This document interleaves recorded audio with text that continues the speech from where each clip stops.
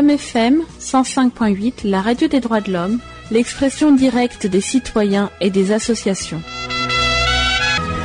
Maître Aloïs Mudileno Massengo, né le 11 mars 1933, ancien vice-président du Conseil d'État, Premier ministre, de 1971 à 1972, président du MPC, a eu à Nancy un long entretien avec Maître Massengo Thiassé. Tous les deux ont débattu pendant plusieurs heures de la situation des droits de l'homme au Congo, notamment sur la violation de la Constitution, le non-paiement par le régime de Sassou Nguesso de la rente de Maître Mudileno Massengo, vice-président du Conseil d'État, Premier ministre, de 1971 à 1972. Mais qu'est-ce que tu penses de l'idée de la conférence internationale que Modeste Bounkadia, que tu as bien initiée en politique, est en train aujourd'hui de mettre, dirais-je, d'abord une conférence internationale, ce sont des pays qui les décident. Ce sont des pays étrangers qui décident. Ce n'est pas un pays qui décide une conférence internationale. Ce sont des nations qui constatent que dans tel pays membre, par exemple, des Nations Unies, il y a une tragédie particulièrement grave et cet organe suprême décide d'aller au secours de ce pays par une conférence internationale. Mais un pays lui-même ne peut pas faire une conférence internationale. La conférence internationale, ce n'est pas un pays qui la décide, ce sont les organes internationaux qui décident qu'il faut une conférence internationale pour résoudre telle tragédie qui a lieu dans un pays donné. Oui, mais dans le cas d'espèce, au niveau de notre pays. Oui, dans le cas d'espèce, par exemple, Bounkadia a dit qu'il faut diviser le Congo en nord, en sud, deux Congos. Non, là, il est revenu sur cette idée. Eh ben oui, mais il est revenu, mais enfin, cette idée-là aurait pu provoquer une conférence internationale. Voilà. Parce que le Congo étant membre des Nations Unies, est en crise, veut se diviser, les autres pays pourraient venir au secours du Congo, faire une conférence internationale pour résoudre ce problème de division. Bounkadia, il est revenu sur cette idée. Donc les Nations Unies et tout, personne ne se préoccupe du problème de la division du Congo. Mais aujourd'hui, si vous convoquez une conférence internationale sur le Congo, je me demande qui va la convoquer. Qui va convoquer une conférence internationale? Qui va inviter les nations à venir au secours? Qui? La conférence nationale, c'est quelque chose qui est organisé par des nations. Mais ce n'est pas un pays qui organise une conférence internationale. C'est une crise dans un pays qui peut provoquer une conférence internationale aux Nations Unies.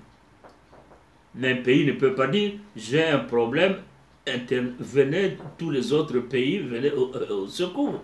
Oui, mais ça dit que les citoyens de ce pays, notamment les opposants, la société civile, qui trouve que un dialogue interne ne suffit pas ou ne peut pas porter. Voyons par exemple ce qui se passe actuellement avec les pseudo-accords entre le CNR du révérend pasteur Ntoumi et le gouvernement. Ouais. Là, on sait très bien que ça ne va pas aboutir. On sait très bien que Sassou n'a jamais respecté un certain nombre de principes.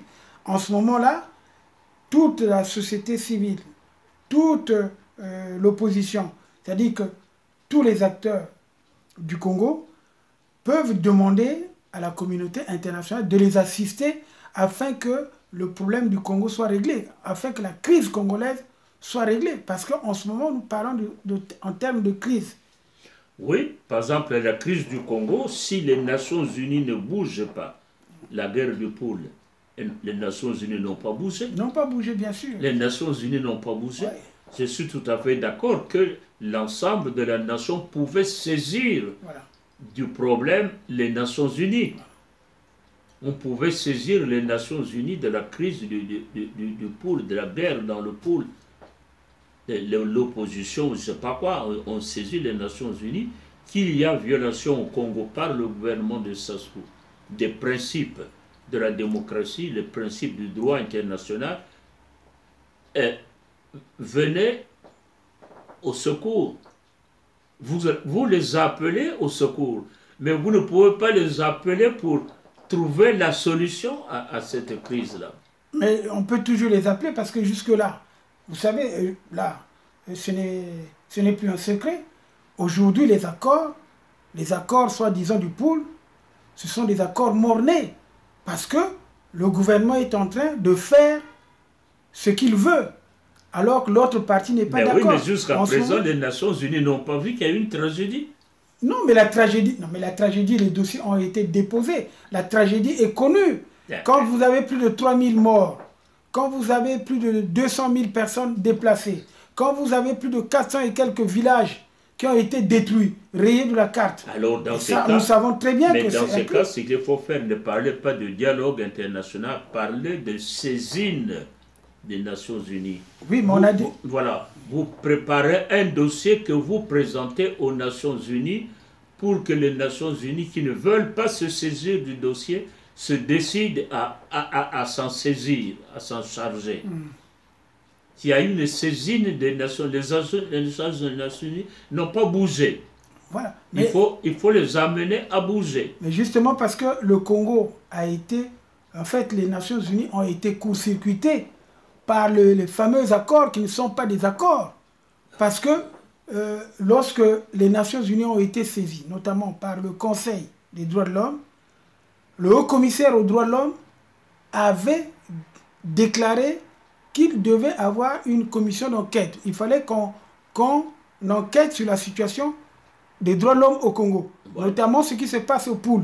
Mais entre-temps, Sassou s'est précipité avec son gouvernement pour faire signer des accords qui n'en sont pas un.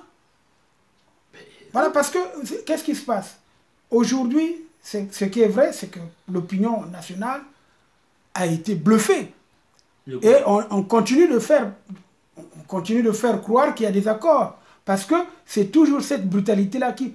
Aujourd'hui, au moment où nous parlons, le gouvernement a dépêché les gens pour le ramassage des armes. Alors que dans les accords, il y avait des clauses qu'il fallait une commission ad hoc pour faire ce travail. Bien sûr, mais les nations, c'est le problème de la saisine des Nations Unies.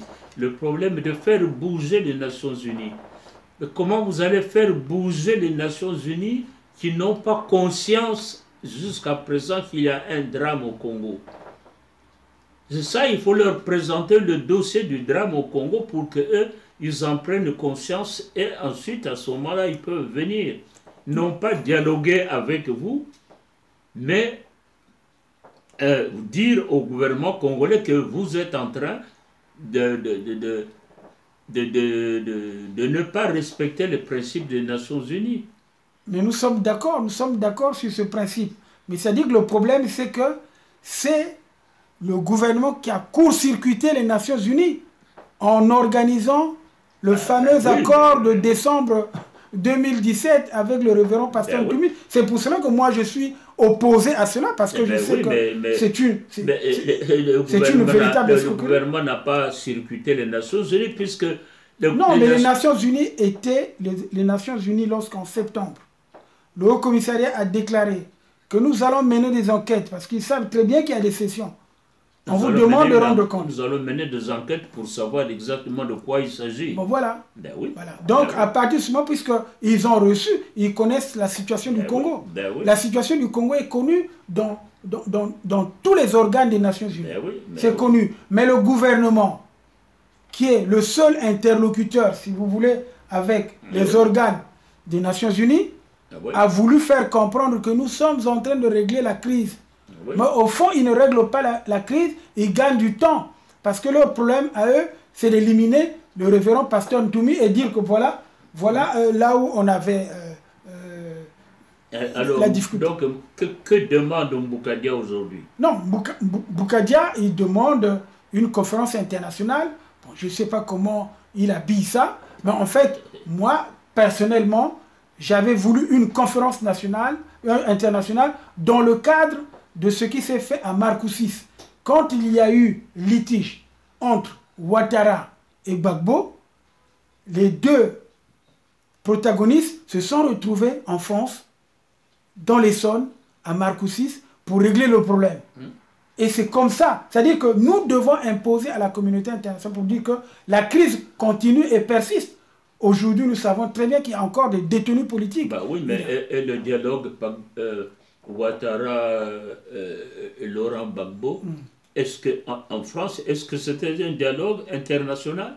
C'était sous le couvert justement de la France. Donc il y a eu une médiation internationale. Donc on ne peut pas mettre, pour revenir aux accords de Kinkala, soi-disant avec le CNR et le gouvernement. Mais quel est le médiateur? Celui qui a été vaincu, parce que je peux dire que celui qui a demandé de cesser le feu, c'est le gouvernement.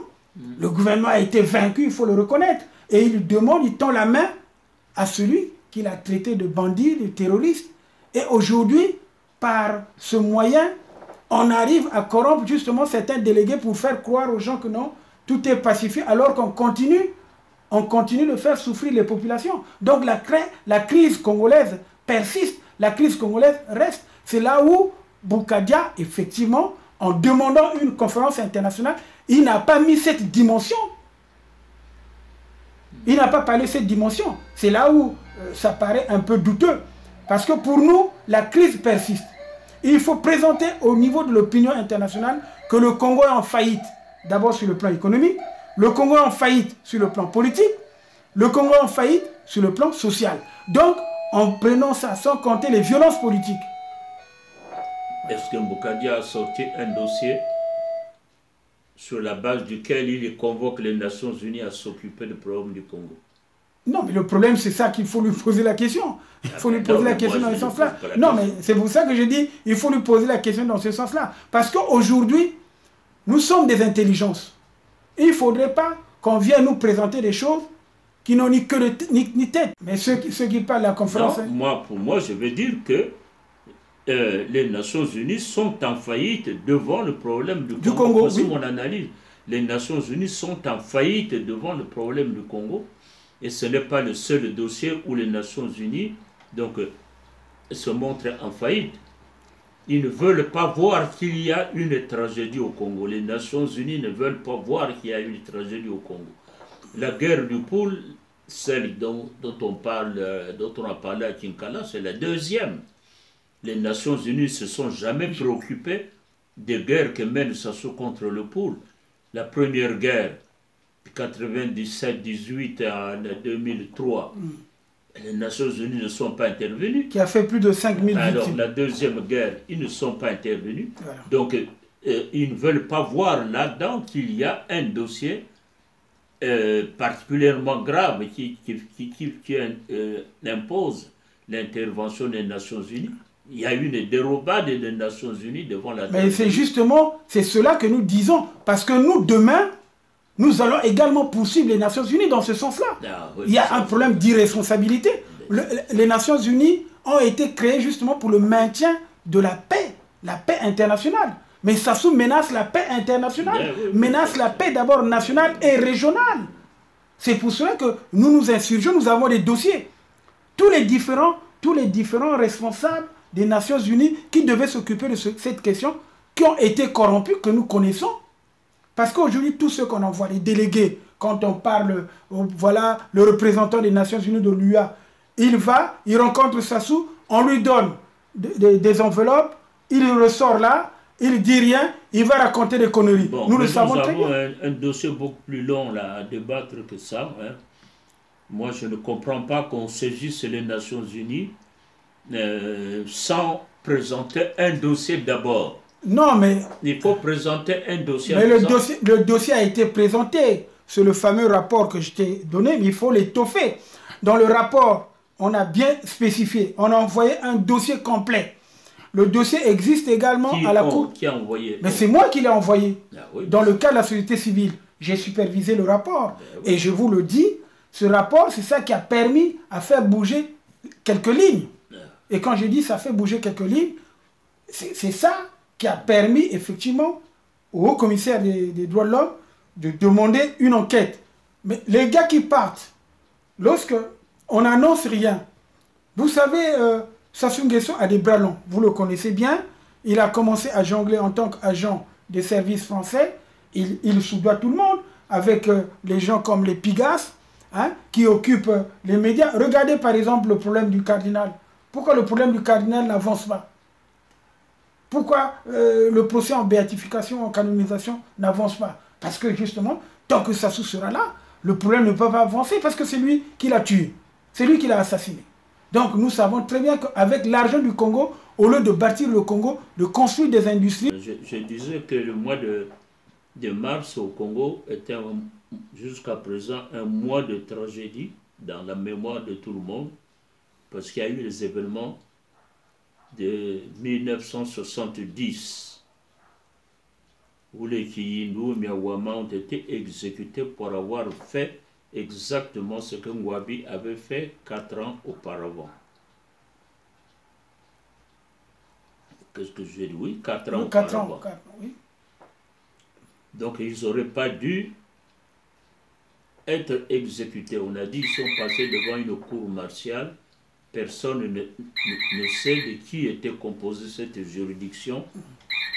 On ne connaît jamais les juges. On ne sait même pas si réellement il y a eu cour martiale. Et comme on ne sait pas, on est obligé de douter. Moi, personnellement, je pense qu'il n'y a pas eu un jugement, il n'y a pas eu mise en place d'une cour martiale. Ces victimes ont été exécutées comme ça. Donc ce sont des exécutions sommaires. Eh bien voilà. Sûr, bon, mais c'est la première, mais ça a suivi. Mais oui, mais justement, c'était à toi de nous éclairer, puisqu'à l'époque, tu étais encore au pays, tu étais encore... bon, c'est vrai. Oui, mais dans ce dossier, j'étais l'égal de tout le monde, puisque le dossier était soustrait au ministère de la Justice et remis au ministère des Armées, c'est-à-dire à Sassou Nguesso. Le dossier était soustrait au gouvernement, était soustrait au parti, au gouvernement. Donc, si on comprend bien que ce sont les mêmes méthodes qu'ils pratiquent jusqu'à aujourd'hui. Ah ben. Parce qu'aujourd'hui, avec la police politique, qu'est-ce qui se passe? La DGST est en train justement d'influencer le cours de la justice. Donc, il n'y a pas ça. Donc, il y a un dossier qui reste sur le 18 mars. Un dossier qui est d'abord moral. On ne peut pas tuer des gens qui ont fait la même chose que vous, ce que vous avez fait 4 ans auparavant. Et deuxièmement, on ne sait pas dans quelles conditions vous les avez tués, s'ils ont été réellement jugés ou pas. Voici le problème que soulèvent les exécutions du mois de mars 70. Là, il faut des éclaircissements, il faut qu'on sache que l'histoire recherche, ça prendra du temps, mais pour que l'histoire soit vraiment l'histoire, il faut avoir des bases sûres. On ne peut pas dire, bon, il y a eu cour martiale, ils ont été exécutés, point. Non, ça vous ne faites pas de l'histoire. Et puis dire, voilà, ils ont fait un coup d'état, c'est pour ils ont été tués. Non, il ne faut pas faire comme ça. Parce que ce qu'ils ont fait, les Kiyindou, c'est ce que Sassou Ngouabi avait fait 4 ans auparavant. Oui, mais ça, c'est ça l'histoire, la base profonde. Je suis d'accord sur cette question. C'est pour... Ouais, on a, à la conférence nationale, on a établi la responsabilité de Sassou dans les événements de 70. Et Sassou, il a fait répondre par les Kounzou qu'il y avait eu jugement par une juridiction martiale. Donc instruction du dossier et donc exécution judiciaire. Et nous disons que c'est pas sûr que Sassou ait bien monté une juridiction martiale et bien monté une enquête. Alors, et c'est ça que l'Issouba devait faire. Il ne l'a pas fait, donc il revient à l'histoire de le faire par la suite. Pour que l'histoire soit claire. Pour qu'on sache réellement si les Kiyindou ont été arrêtés correctement, ont été jugés et si le dossier a été instruit. Qu'on recherche s'il y a eu une mise en place d'une cour martiale avec des juges connus et s'il y a un dossier ou pas. Ou s'ils ont tout simplement été exécutés une fois soupçonnés. C'est pour ça que je dis que le mars est un mois de tragédie dès 1970. Et cette tragédie n'est pas résolue tant qu'on ne saura pas dans quelles conditions ils ont été exécutés. Oui. Et puis alors, l'autre dossier du mois de mars, pourquoi mars est tragique, nous arrivons aux événements de 77. La mort de Ngouabi, ça se passe au mois de mars. Donc une autre tragédie qui vient s'ajouter à celle de 70. Ça soit dit que Ngouabi a été exécuté par un commando de Massamba Deba. Et la conférence nationale a dit que non, cette version est fausse. Voilà ce que la conférence a dit. Cette version est fausse. Arrête.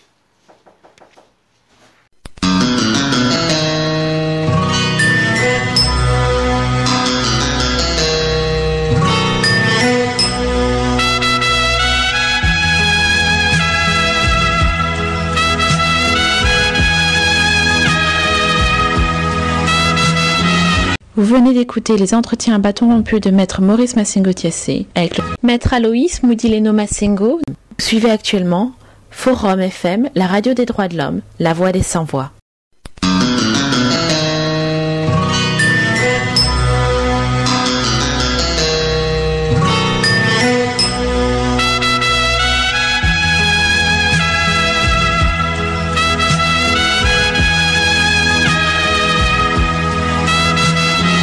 Le mot du président.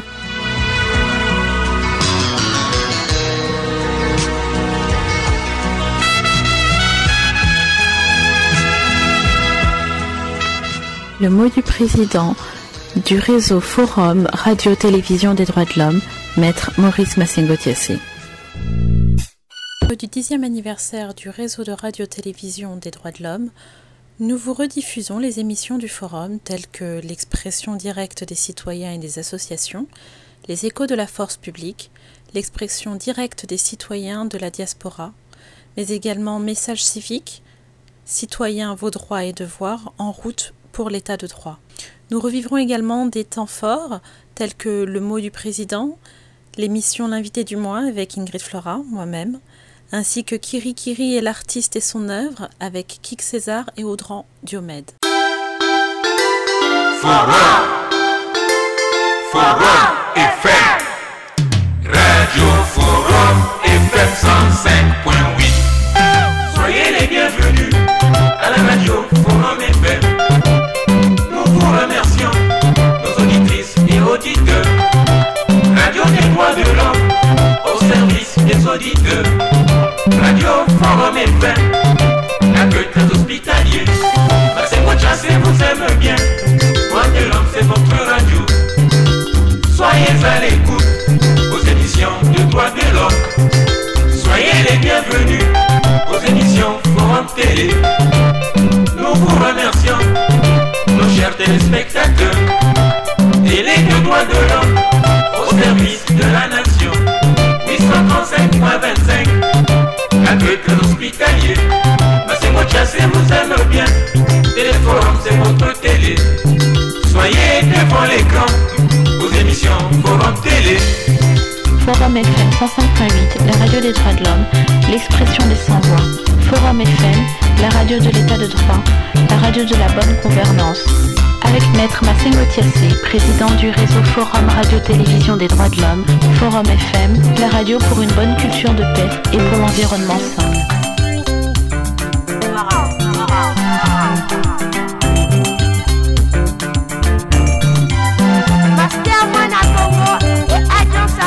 Écoute toujours la radio Forum.